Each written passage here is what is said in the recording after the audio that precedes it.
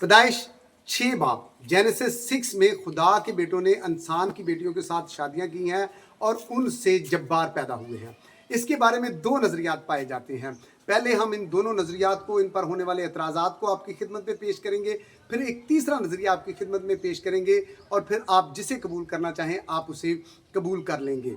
पहले नज़रिए के मुताबिक ये है कि आसमान से गिराए हुए फरिश्तों ने इंसान की बेटियों के साथ शादियां की हैं और उनसे जब्बार पैदा हुए हैं। चूँकि आसमान से गिराए जाने से पहले ये फरिश्ते पाक और मुक़द्दस थे, लेकिन जब आसमान से गिराए गए तो ये गुनाहगार नापाक हो गए। लेकिन इस नज़रिए के मुताबिक ये है कि इनका टाइटल, इनका निस्बती नेम जो है वो कायम रहा, यानी ये गिराए जाने के बाद भी खुदा के बेटे ही कहलाते हैं। इस नज़रिए पर एतराज़ ये किया जाता है कि मत्ती 22 बाब मैथ्यू 22 में सदूकियों के एक सवाल के जवाब में खुदावंद यीशु मसीह ने कहा था कि क़यामत में ब्याह शादी ना होगी, आसमान पर सब लोग फरिश्तों की मानद होंगे।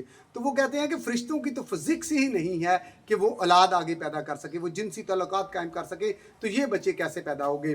तो इस एतराज़ का कुछ इंग्लिश कमेंटेटर और कुछ हमारे बुजुर्ग उर्दू मुफस्सरीन हैं, उन्होंने इस तरह जवाब दिया है कि इफिसियों 3 में आसमान पे ख़ानदानों का जिक्र है। इसी तरह बाइबल मुकद्दस में आसमानियों के जिस्मों का भी जिक्र है। वो कहते हैं कि वहाँ जिस्म हैं और वहाँ ये जनरेशन होती है। दूसरा वो इस एतराज़ का जवाब ये देते हैं कि रोमियो 8 में जहाँ खुदा की मोहब्बत से जुदा होने की बात की जा रही है, वहाँ लिखा है कि ना पस्ती ना बुलंदी ना कोई और मखलूक। वो कहते हैं कि ये कोई और मखलूक जो है ये इनके मिलाप से पैदा होने वाले जब्बार ही हैं।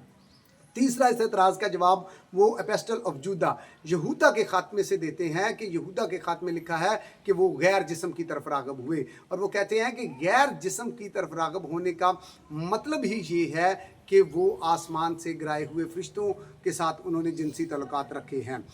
और दूसरा नज़रिया ये है कि सेत की नस्ल के मर्दों को जो है वो खुदा के बेटे कहा गया है, और कायन की नस्ल की औरतों को जो है वो खुदा की इंसान की बेटियां कहा गया है, इंसान की बेटियां कहा गया है, और इनके मिलाप से जो है वो जब्बार पैदा हुए हैं। इस नज़रिए पर भी एतराज़ ये किया जाता है कि सेत की नस्ल भी सारी जो है वो रास्तबाज ना थी, तूफ़ान नूह में उनकी भी अदालत हुई, और उनको गुनाहगार होने के बावजूद भी आप खुदा के बेटे कह रहे हैं, और कायन की बेटियों को गुनाहगार होने की वजह से आप इंसान की बेटियां कह रहे हैं, ये इंसाफ नहीं है।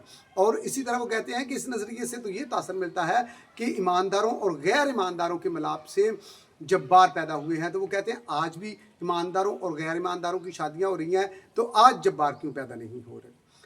अब हम तीसरा नज़रिया आपकी खिदमत में पेश करेंगे। उससे पहले उन एतराज़ात का कुछ मैं जवाब देना चाहता हूँ कि जो कहा जाता है ना एफिशियन 3 में कि आसमान पर ख़ानदान है, हम उनसे इनकार नहीं करते। आसमानियों के जिस्म है, हम उनसे उससे इस बात से भी इनकार नहीं करते, आसमानियों के भी जिस्म है। लेकिन मत्ती 22 बाब मैथ्यू 22 में खुदावंद यीशु मसीह ने आसमान का कल्चर, जन्नत का कल्चर बहुत वाज़े कर दिया था कि वहाँ जिनसी तल्लुकात नहीं रखे जा सकते, वहाँ सब लोग फरिश्तों की तरह होंगे, वहाँ जनरेशन आगे नस्ल नहीं बढ़ सकती। ये खुदावंद यीशु मसीह ने उधर वाज़े कर दिया था। फिर जो जहाँ तक रोमियो का हवाला है ना कि कोई और मखलूक, बाइबल में कोई ऐसी तालीम, कोई ऐसा वाक़या नहीं है जो ये बात साबित करे कि आसमान से गिराए हुए फरिश्तों ने आपस में जिनसी तल्लुकात कायम किए, दूसरी मखलूक़ात के साथ उन्होंने जिनसी तल्लुकात कायम किए, पाक फरिश्तों ने आपस में एक दूसरे के साथ जिनसी तल्लुकात कायम किए। बल्कि यहाँ और मखलूक का मतलब ये समझना चाहिए कि और मखलूक से मुराद चुपाए जानवर या जब्बार भी हो सकते हैं, जो एक मर्द और औरत के मिलाप से पैदा हुए। आगे चल के हम जब्बार के बारे में भी बात करेंगे और ये बात हमारी जो है वो क्लियर हो जाएगी। तीसरे नज़रिए को समझने के लिए ना जेनेसिस 2 उसमें क्रिएशन स्टोरी जो है, पैदाइश 2 बाब में जो तख्लीक का वाक़या है उसे देखना पड़ेगा। वहाँ लिखा है कि जब आसमानों और ज़मीनों के तमाम लश्कर का बनाना तमाम हुआ तो खुदा ने कहा कि आदम का अकेला रहना अच्छा नहीं है, मैं इसके लिए इसकी मानद एक मददगार बनाऊंगा।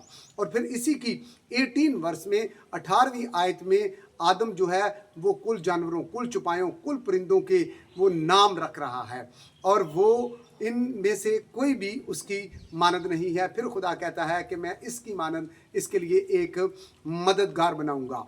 अब देखें, हवा की पैदाइश से पहले, हवा के बनाए जाने से पहले जो है जानवर, परिंदे, चुपाए, आसमान से गिराए हुए फरिश्ते, पाक फरिश्ते सब मौजूद थे। लेकिन इनमें से आदम की मानद कोई भी ना था कि जिसका आदम के साथ रिलेशन कायम किया जा सके। और होता भी यही है। देखिए हमारे घरों में पेट्स हैं, जानवर हैं, परिंदे हैं, आप भी जानवर हैं, हमारे इर्द गिर्द बदरूहें हैं, फरिश्ते हैं, पाक फरिश्ते हैं। हम इन सब जानवरों के साथ, चुपायों के साथ, आसमान से गिराए हुए फरिश्तों, बदरूहों के साथ, पाक फरिश्तों के साथ आम ताल्लुकात में हैं। आम ताल्लुकात हमारे इनके साथ हैं, लेकिन हम इनके साथ जिनसी ताल्लुकात कायम करके नस्ल आगे नहीं बढ़ा सकते, औलाद पैदा नहीं कर सकते। यानी हमारा पॉइंट ये है कि किसी के साथ आम ताल्लुकात में होने का मतलब ये नहीं है कि हम उससे जिनसी ताल्लुकात कायम कर सकें। और इस बात को एक्ट 17 अमाल 17वें बाब में और ज़्यादा क्लियर कर दिया गया है, जहाँ लिखा है कि उसने एक ही असल से आदमियों की हर एक कौम बनाई और उनके रहने की मियादें और सकूनत की हदें मुकर्रर की। यानी एक ही नस्ल से हर एक कौम बनाई। अब जब्बार भी तो एक कौम ही है ना। और जब्बार के बारे में अगर आप देखें ना, पैदाइश, इस्तिस्ना, गिनती, सैमुअल में जब्बार का जिक्र है। और उर्दू लुगत में इसका जब्बार का मतलब देखें तो बहुत ज़्यादा ताकतवर, बहुत ज़्यादा जुल्म व तशद्दुद करने वाले लोग। और इंग्लिश में इनके लिए लिखा है माइटी मैन। यानी ये जब्बार जो है ये माइटी मैन है। और अगर हम तूफान नूह में देखें तो ये जब्बार भी जो है दूसरी गुनाहगार कौमों के साथ ये भी तबाह हो गए हैं। यानी इस कौम की भी अदालत हुई है और आगे चल के ये जब्बार फिर पैदा हो गए हैं। सैमुअल की किताब में आप देखें जैसे खुदा इसराइल के जरिए दूसरी कौमों की अदालत करता रहा है, इस कौम जब्बार की भी अदालत की है।